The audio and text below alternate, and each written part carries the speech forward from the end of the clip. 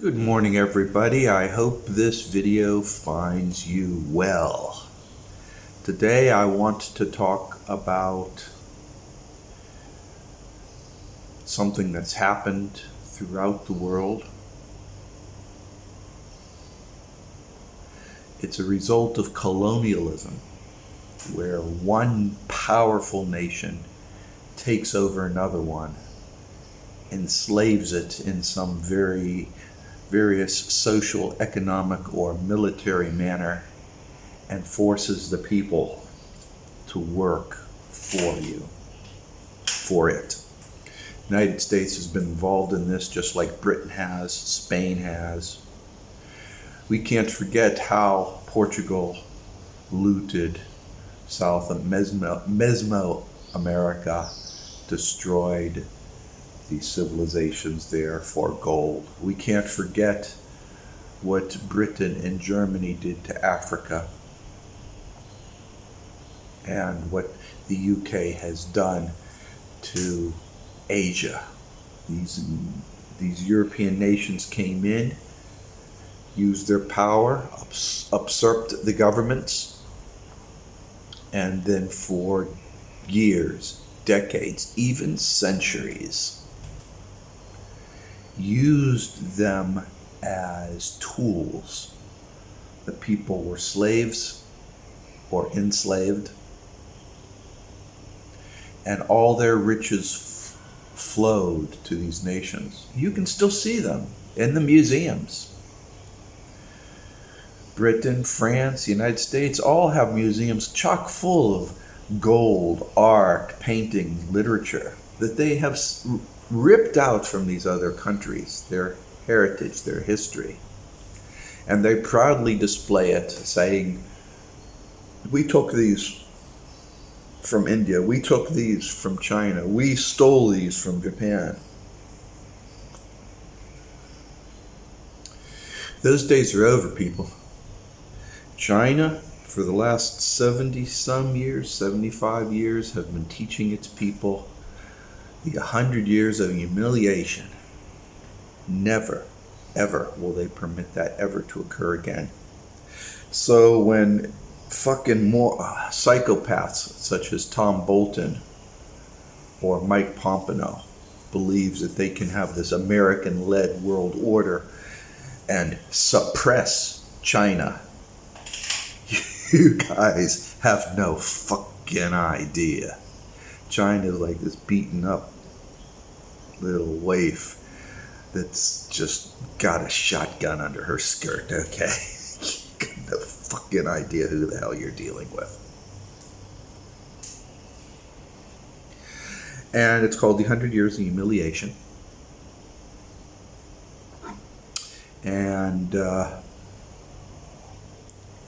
it's never going to be permitted to happen again. And this behavior of the colonial powers, Britain, France, Germany, the United States, is not going to be permitted in this new world order. It's not going to be allowed to happen. You can sit there and you can fund all you want. It's not going to be allowed to happen. They will fucking kill you and destroy the world in process before they allow it to be enslaved again. So the only thing that the American and the British oligarchs can do right now is enslave their own people. And I'm beginning to see that. It's sort of like when you're starving. And when after your stomach is empty and you're still hungry, your body switches to burning off your fat and you lose a lot of weight. That's what's going on right now, fat burning in the United States. It's like when you're driving a car and the motor, you're trying to make it to the junkyard because the car is just falling apart left and right. And the motor starts burning oil left and right and it starts getting slower and slower and slower and can hardly make it. I know I had that experience. I took my old Van Urge to the junkyard. No matter how much oil I put in it, it was on its death legs. That motor was gone. And that's what's going on right now. It is it's game over. The only way that you're going to be able to suppress or enslave BRICS, because China's not alone. I don't care how many times you want to say, we're going to do this to China, we're going to do this to China. You're dealing with BRICS, people. You hear me, Australia? You're not dealing with China alone. You're dealing with BRICS. BRICS. China, Russia, India, Brazil, South Africa, and a host of other countries that are just aligning with them as quick as shit. You had your opportunity, Australia. You had the opportunity to become a major player. You could have had that. You could have had everything. But no, you want to hitch your train, hitch up to the United States boat anchor and throw it into the deep dark sea. Well, good luck that. My metaphors are really all over the place today. I don't quite know why. Maybe it's in my coffee. Don't think so. I don't know. So the 100 years of shame.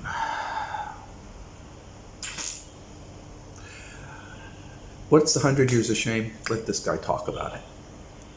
Chinese teach their people something very young. It's called the 100 years of shame. Now, you'll never hear your so-called scholars talk about this. Understand, Uncle D's the first one putting you on game. The Chinese people teach their children, their young people, something called the 100 years of shame.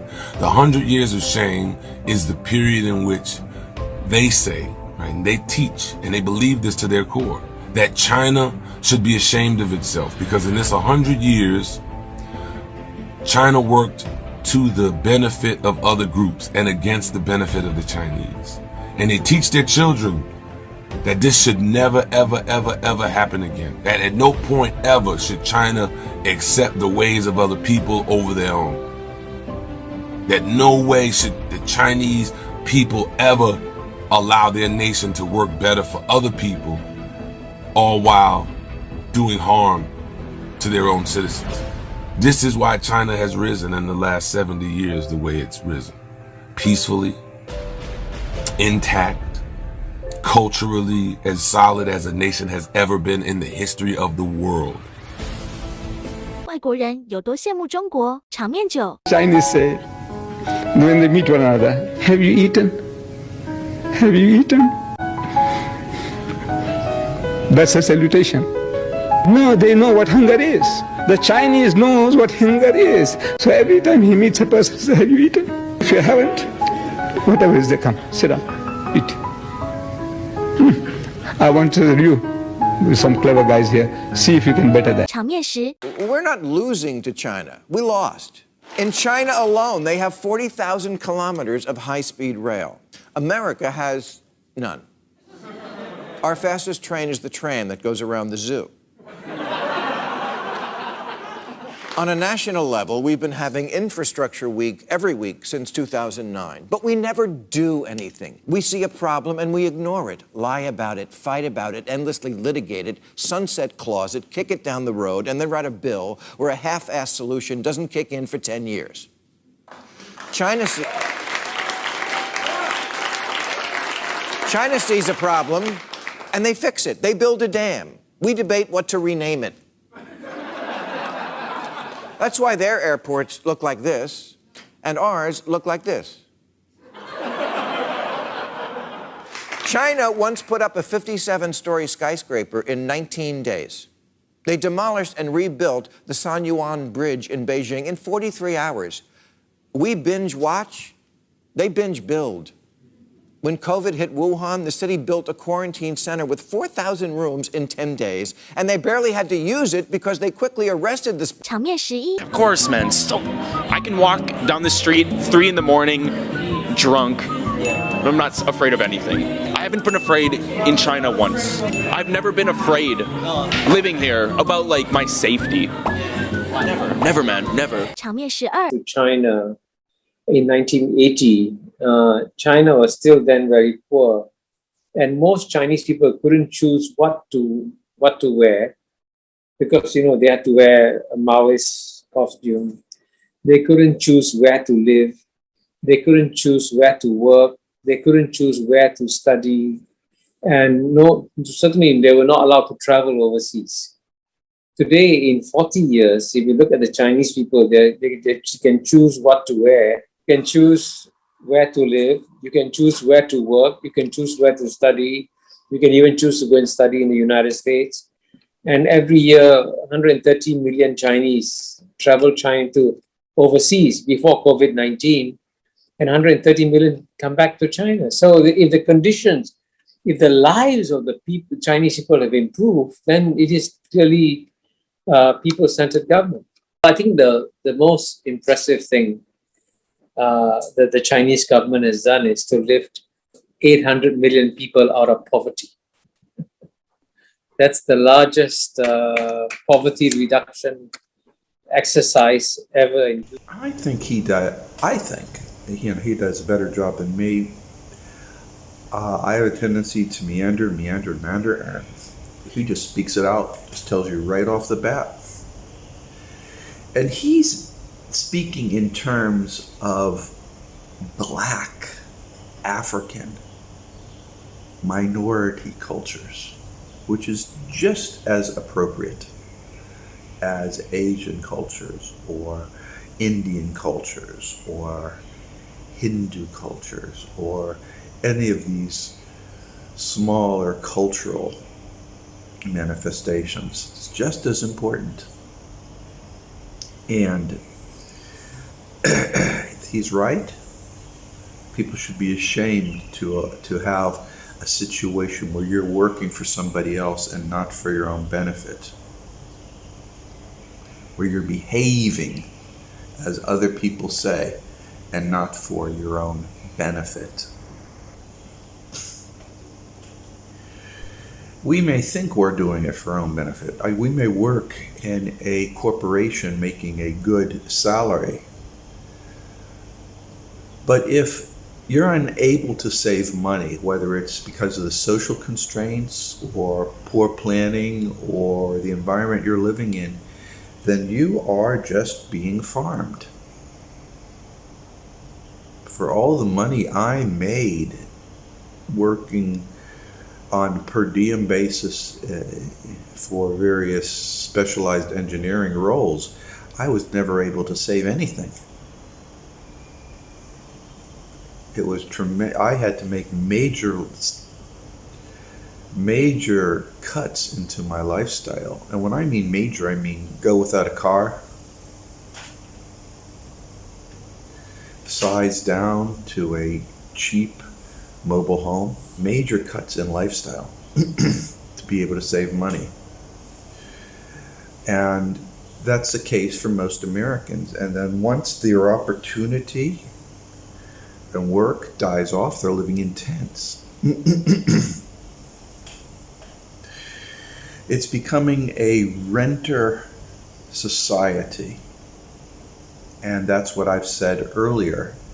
As America no longer can feed off of the nations of the world, extract their resources, use their labor, it turns upon the American people and do so.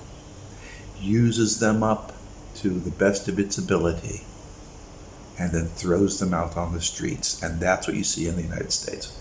This will only continue so long.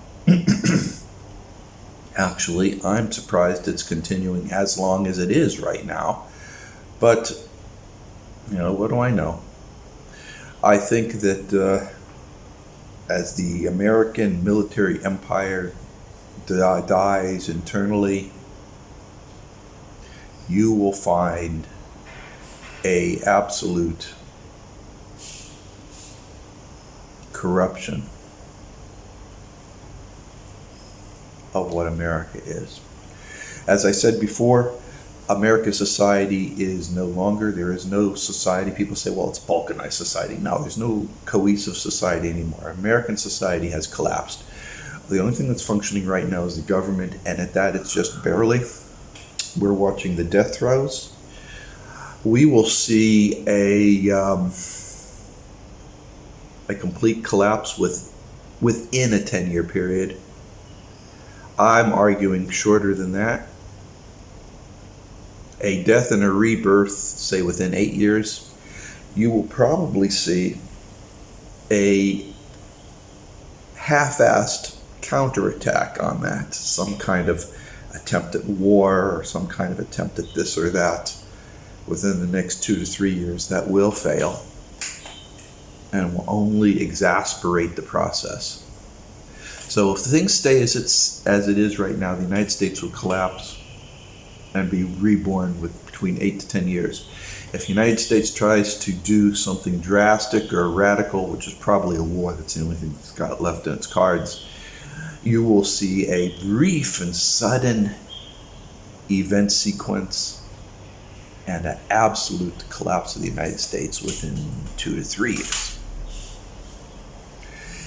Both scenarios do not look good for the American as a nation, and both scenarios do not look good for the American people. Your only strength is your internal ability to withstand what is going to happen. And that means self-reliance, preparation, traditional values, and understanding of the situation. And at that, I'll leave it be. You all take care and work for yourself. Don't work for others. At that, people, I know you'll get through all this. And remember, I believe in you.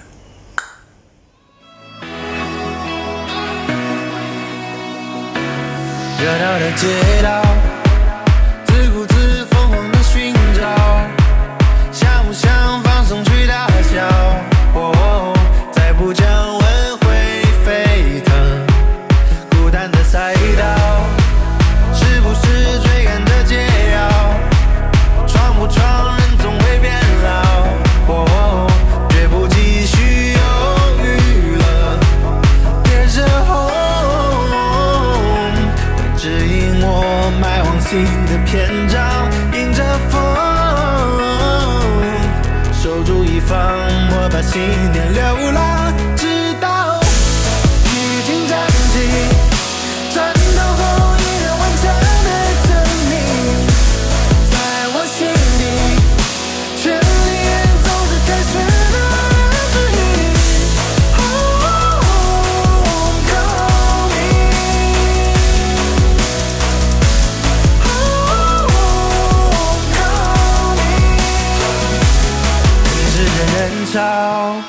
起伏的欢呼和尖叫，拥抱着瞬间的美好。哦，需要掌声不远灯，音乐在环绕，烟火是激动的心跳，每个人都应该听到。哦，无法降落，陶醉了，直到披荆斩棘。战斗后依然顽强的证明，在我心底，全力演奏着开始的指引。Homecoming，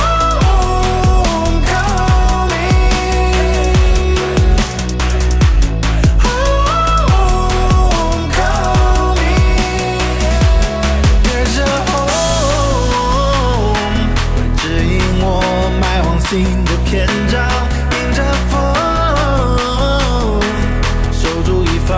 我把信念流浪，直到披荆斩棘。